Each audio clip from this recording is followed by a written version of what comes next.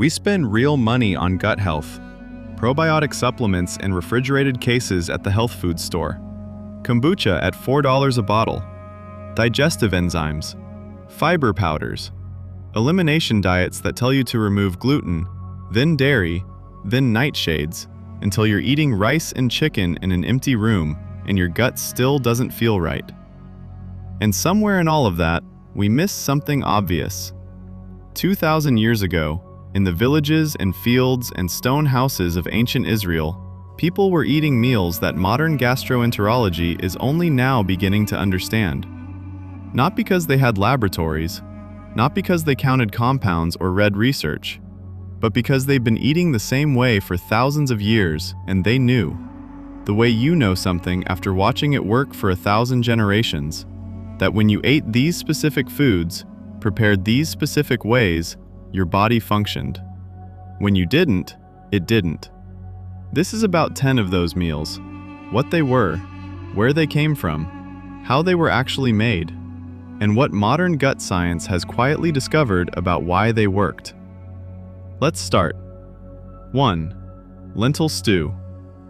Genesis 25. Esau comes in from the field, exhausted, and finds Jacob cooking red lentil stew. The smell would have hit him at the door. Red lentils cook down into something thick and golden, almost creamy, with a warmth that fills a stone room completely. And Esau, the firstborn, the heir, the man with everything, says, "Give me some of that, I'm dying." He wasn't being dramatic. When you've been working since dawn in the Judean sun and your body is past hungry, something primal takes over. Your muscles know what they need, and what Jacob was cooking contains something your colon cells cannot survive without. Lentils are one of the richest sources of resistant starch on Earth. That starch doesn't digest in the small intestine. It travels all the way to the colon intact, where gut bacteria ferment it into a short-chain fatty acid called butyrate. Butyrate is the fuel your colon wall runs on. Without it, the cells lining your colon start to starve. The barrier weakens. On a modern diet with almost no fiber, that process is happening constantly, quietly, in most of us. One clay bowl of lentil stew a day would stop it. The ancient rabbis teach that Abraham had just died when that scene in Genesis 25 happened. Jacob was preparing a mourner's meal for his father Isaac. In Jewish tradition, mourners eat round foods, lentils, eggs, things that roll, because grief comes for everyone eventually, rolling around like a small round seed. Esau walked into a room full of mourning and didn't even notice. He was so hungry he just saw the pot. He traded his entire inheritance for a bowl of soup. The cheapest meal in the ancient world became the most expensive thing anyone ever ate. 2. Ezekiel's bread. Ezekiel 4:9. God gives the prophet a specific recipe. Take wheat, barley, beans, lentils, millet, and spelt. Grind them together, bake bread from them, eat it for 390 days. That kind of specificity in Scripture is not decoration. 6 named grains, an exact duration, a commanded preparation. When modern food scientists studied this formula, they found something that wasn't supposed to be there. When ancient grains are sprouted before grinding, the way they would have been in any pre-industrial agricultural kitchen, the sprouting process activates enzymes that break down phytic acid. And phytic acid, it turns out, is one of the primary things destroying modern gut walls. Phytic acid binds to minerals and blocks their absorption in the gut. The lectins in unsprouted grains, the same lectins in most of the bread sitting in your pantry right now, have been identified as a primary trigger for intestinal permeability, leaky gut, the condition where the tight junctions between intestinal wall cells loosen and undigested proteins slip into the bloodstream. The condition now linked to autoimmune disease, chronic inflammation, and food sensitivities that seem to multiply every year. Ezekiel's bread, 6 sprouted grains, stone ground, Baked over fire doesn't do that. It never did. 3. The Passover meal. Exodus 12:8. Roast the lamb. Eat it with unleavened bread and bitter herbs. The instruction is so precise it reads like a recipe, not a ritual. In the ancient world, it was both things at once. Bone-in lamb, slow roasted over hours, releases collagen from the connective tissue and bone. All that collagen breaks down into glycine, the amino acid your gut lining uses to rebuild itself. Think of the mucosal layer as a fabric being constantly repaired. Glycine is one of the threads.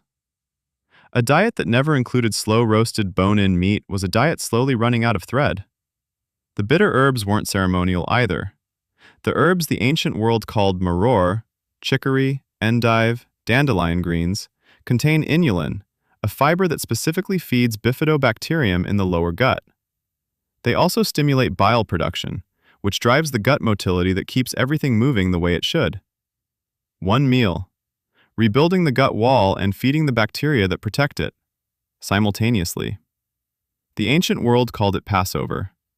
A gastroenterologist today would call it a gut repair protocol. 4. Ruth's barley. The book of Ruth is a love story, but look at what Ruth actually eats. Boaz tells his workers to leave extra barley for her. She goes to the field every day during the harvest season and eats barley. Every single day. For weeks. Barley contains the highest concentration of beta-glucan fiber of any grain, and beta-glucan is the preferred food of one specific bacterium, Akkermansia muciniphila. Akkermansia lives in and maintains the mucus layer that coats your entire intestinal wall. That layer is your gut's first physical barrier, a slick protective coating between everything in your gut and the wall itself. Modern research has identified Akkermansia as what gastroenterologists call a keystone species. When its population collapses, and antibiotics, processed food, and chlorinated water are collapsing it faster than any other beneficial gut bacterium, the mucus layer thins. Everything downstream deteriorates. Ruth ate barley every day. She didn't know why it mattered.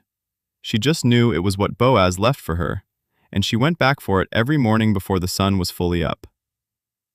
5. Jonathan's honey. 1 Samuel 14:27. Jonathan is in battle. Saul has forbidden the army to eat until the enemy is defeated. Jonathan hasn't eaten all day. He finds a honeycomb in the forest, dips his staff into it, raises it to his mouth, eats, and his eyes were brightened. That is the exact phrase Scripture uses. Raw honey contains oligosaccharides that pass through the stomach undigested and feed beneficial bacteria in the lower gut. It contains hydrogen peroxide at a concentration that specifically inhibits Helicobacter pylori, the bacterium responsible for most gastric ulcers and stomach lining erosion in the world today. Not enough hydrogen peroxide to harm you, exactly enough to stop H. pylori. The precision of that is not accidental. The key word is raw. Every time honey appears in Scripture, it comes straight from the comb. Jonathan's staff went directly into the honeycomb. He didn't boil it. He didn't process it. He ate it the way it was. And his eyes were brightened. 6. The fish Jesus ate. Luke 24:42-43. After the resurrection, Jesus appears to his disciples in Jerusalem. They're frightened. They think they're seeing a ghost, and he asks them for food. They give him a piece of broiled fish. He takes it and eats it in front of them. Of everything Scripture could have chosen for that moment, it chose fish. Simply prepared. Nothing else described.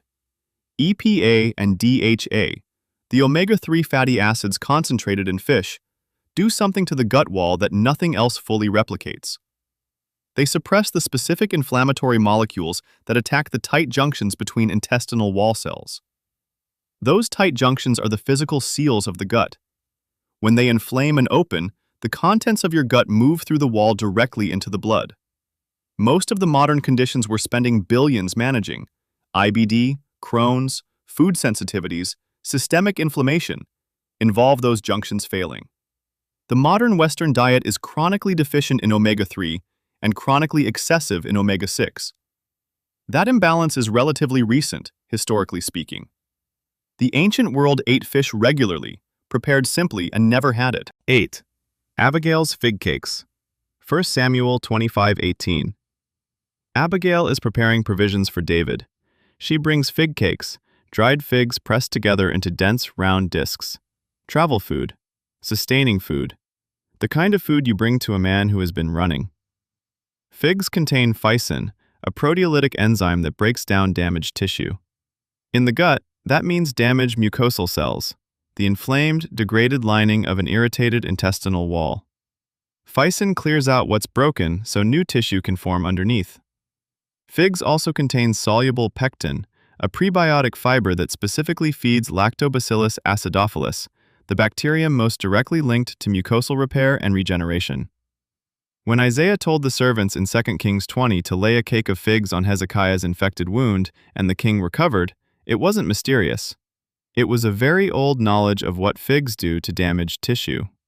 The same thing they do in your gut if you eat them the way the ancient world ate them. Regularly, simply, as food rather than a footnote. 9. Goat's milk. Proverbs 27:27. You will have enough goat's milk for your food and for your household. Not cow's milk, goat's milk. The primary dairy of the ancient world in this region was always goat. That difference turns out to matter completely for the gut. Most commercial cow's milk today contains a protein called A1 beta-casein. During digestion, A1 casein breaks down into a peptide called beta-casomorphin 7, which triggers an inflammatory response in the gut of sensitive individuals. A significant portion of the people who think they're lactose intolerant are actually reacting to the casein, not the lactose. Goat's milk contains A2 beta-casein. It doesn't produce that peptide. It digests closer to human breast milk than modern commercial cow's milk. Smaller fat globules. Higher concentration of medium-chain fats the gut wall absorbs easily. For thousands of years, the households of ancient Israel were using the dairy that doesn't inflame the gut. We replaced it with the one that does, and then we started wondering why dairy sensitivity is everywhere. 10. Date cakes. 2 Samuel 16:1. Ziba meets David with provisions. 1 Chronicles 12:40 lists dates specifically among the sustaining food brought to David's army. Dates appear throughout Scripture when people need to be restored. Depleted armies, exhausted travelers, bodies that need to come back from something hard.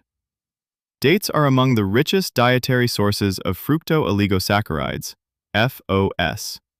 FOS is the preferred food of Bifidobacterium, the bacterial genus that colonizes the gut first in infancy, collapses first under antibiotic exposure, and functions as a foundational species for the entire gut ecosystem. Without adequate Bifidobacterium, the microbiome struggles to maintain the pH, the fermentation balance, and the competitive pressure that keeps pathogenic species from taking hold. Date cakes brought to a depleted army were restoring the microbiome foundation of men whose gut bacteria had been under stress for months.